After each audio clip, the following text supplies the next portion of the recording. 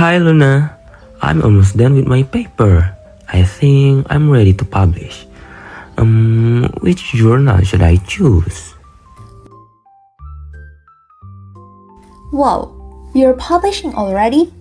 Hold on. Are you sure the references you cited are actually credible? What do you mean? The paper I used were published in journals, so they must be reliable, right? Well, not necessarily. Just because something's published doesn't automatically mean it's good science. That's why we need critical appraisal. Critical appraisal? I have never heard about that before. Oh, don't worry, let's learn together. Critical appraisal is a deliberate reading of research, where we don't just read, we judge. It's a key part of evidence-based medicine, where we assess a study's credibility, relevance, and applicability to practice. In concrete terms, we are asking, are the methods in the study valid? What do the results show? How precise are they? And can these findings be applied in our setting? Oh, so not every paper I find online is trustworthy? Exactly. Some studies might have weak methods or even bias. Critical appraisal helps us separate trustworthy evidence from noise, so our practice stays evidence-based and meaningful. Okay, so appraisal helps me see if a study is valid or not. But why does it matter so much? Isn't reading the results enough? Good question. There are actually several reasons why appraisal is essential. First, appraisal protects us from bias. For example, in randomized controlled trials, studies can be misleading if they have problems like unblinded assessments. Tools like risk of bias can help us spot these risks. Second, appraisal enforces transparency. It makes sure that claims can be checked, not just accepted. For example, in systematic reviews, tools like Prisma 2020 ask authors to show a flow diagram on how they search for studies. This way, anyone can follow and verify their process. Third, appraisal helps translate statistics into clinical meaning. Instead of getting lost in p-values, we focus on what the numbers really mean for patients. I see. Now I get why appraisal matters. But when I actually sit down with a paper, what do I look for? Great question. Critical appraisal has several key components. The things we check to decide if a study is truly solid. First is study relevancy. We check if the study clearly defines its population and objectives, and whether those match the scientific question you're interested in. For example, are the participants, the setting, the outcomes in line with your context? If not, the study might be interesting, but not relevant to your work. Next is the statement of the research question. This helps us see if the study's design and objectives are clear and logical. We can start by identifying the type of such as randomized controlled trial, cohort, or a case control study. Then, we check whether the question is well structured using the PICO format.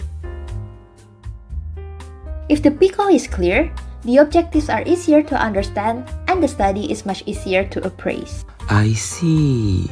But once we know the question's clear, what's next? Next up is methodology and study design. It's basically how the study was done. This part checks whether the research methods are appropriate and whether bias might sneak in. Bias? Like when the results are influenced by something unfairly? Yes, for trials, we look at randomization, allocation concealment, and blinding. For instance, if a drug trial doesn't hide who gets the real pill versus placebo, patients or researchers might unconsciously affect the outcomes. Okay, what's the last one? It's called conflict of interest. We check if the study was funded by a company that could benefit, or if authors have financial or intellectual ties. For example, if a paper on a new diabetes drug is funded by the drug's manufacturer, we note that. It doesn't make it invalid, but we stay cautious. That makes sense. Bias isn't always about methods. Sometimes it's about money or motivation. Exactly. Transparency is key. So, how do we actually do the appraisal? What tools or checklists do people use? Excellent question. Let's talk about appraisal tools and checklists. Various tools and guidelines exist to help us systematically assess a paper's quality. They usually differ based on the study design. The most popular one is called CASP, Critical Appraisal Skills Program. It's a series of checklists that guide you step by step, asking, was the study design appropriate? Were the results valid? What are the implications? Oh, so like a cheat sheet for critical thinking. Kind of. They even have different versions for each study design.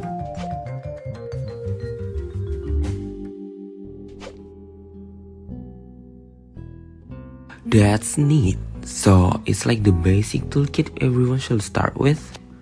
Correct, but CASP isn't the only one. There's also the Joanna Briggs Institute and many more.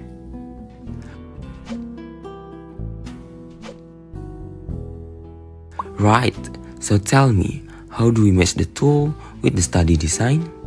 Great question. Let's go through them one by one.